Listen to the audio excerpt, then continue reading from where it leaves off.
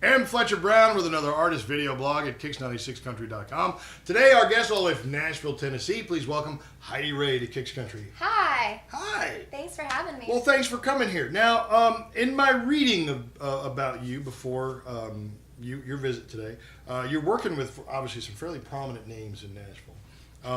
You've managed to perfect your sound. You're originally from Dawson Creek, British Columbia, is that correct? You are like one of the very few people to say it correctly. Everyone's like, you're from Dawson's Creek? Yeah. And they make a James Vanderbeek joke? Yes.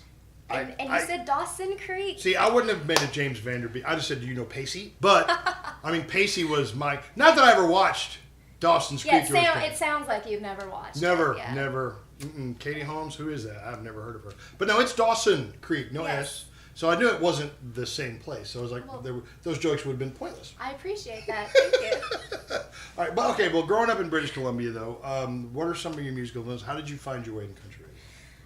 Growing up, I mean, it was the rules of our household was like Jesus, George Strait, my dad. Mm-hmm. You know, so it just. So it's like Alabama. Yeah. Okay. Yeah. I honestly, it was country or western. That was it growing up. So What kind of music do you have? We have both kinds. We have all the kinds. We have the country kind and the western kind. And so, I mean, I was just obsessed with Johnny Cash and George Strait and Reba and just 90s country. I love 90s country.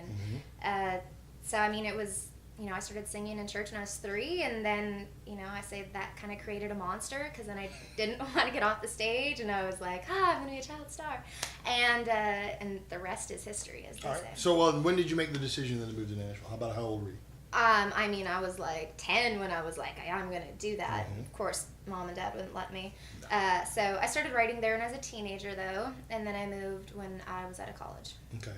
So you went to Nashville. Now talk to us a little bit about the folks who have helped you produce this most recent EP and single.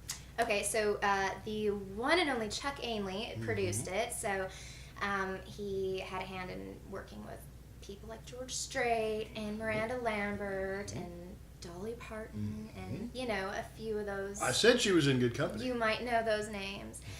So that was such an honor to get to record with someone like that. And my publisher, her name is Harlan Howard, and she's running her husband's company. He is no longer with us, but his name is Harlan Howard, and he's one of the most prolific songwriters in the genre of country music. So yes, we are familiar with Harlan's work. So I am in good hands at the publishing company, and then they launched Harlan Howard Records to put out the EP. Okay, so being under the roof of someone like Harlan Howard, with his legacy, these songs are your songs. You're a songwriter, right? Yes. Okay. So have you had a chance with anything that's on the current project, or maybe in the future, to write with anyone currently in Nashville that you were particularly fond of? That you're like, hey, I get a chance to write with that songwriter. Or All the time. Right? I mean, yeah, I have.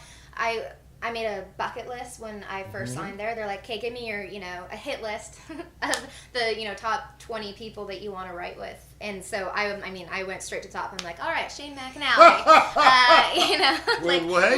Let's start with like the big boys. I didn't hold back. And you know what? I haven't got to write with Shane McAnally, but I've gotten to write with, over half the list. And people like Craig Wiseman and Liz Rose and Stephanie Smith and.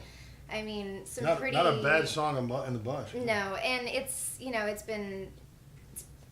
crazy to get in the room with them and you're like, I'm in the room with them. This is happening. They didn't cancel. They showed up. Oh, okay. Well, then let's talk about what it meant for you in this first project. What you needed to have happen for this to be the album that you wanted it to be.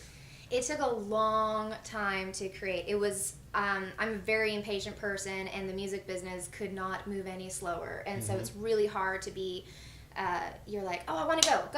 Let's record the songs. I got them. These songs will do, and everyone was like, pump the brakes. Like, let's take our time. And that was so hard to do. But I'm glad we did it because songs that I wanted to record at the time, most of them didn't make the cut. I just kept writing, and then I'd write something that knocked something out of place, and then write something and knock that one out of place.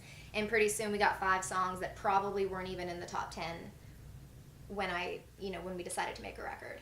So we waited for the right songs and waited for the right producer, and it was hard, but I'm happy we did it. Okay, well, let's talk about the single then.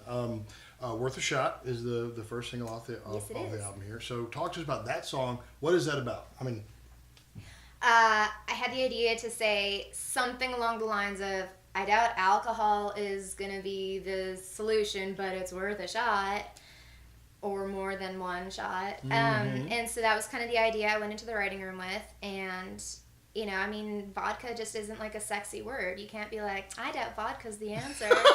You know, it just doesn't sing that nice.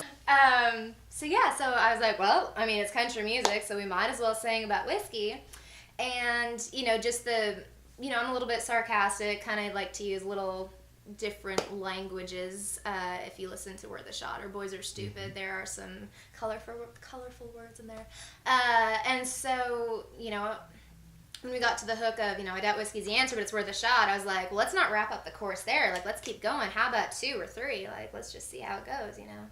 It's a song about getting over a breakup and how these are ways that you could try to get over your breakup. Okay, so Worth a Shot is the single. It's available, right? People can go to iTunes and download it? Everywhere. You can stream it. You can buy it off iTunes or Google Play and all that. And you can hear it on some radio stations. And, yeah.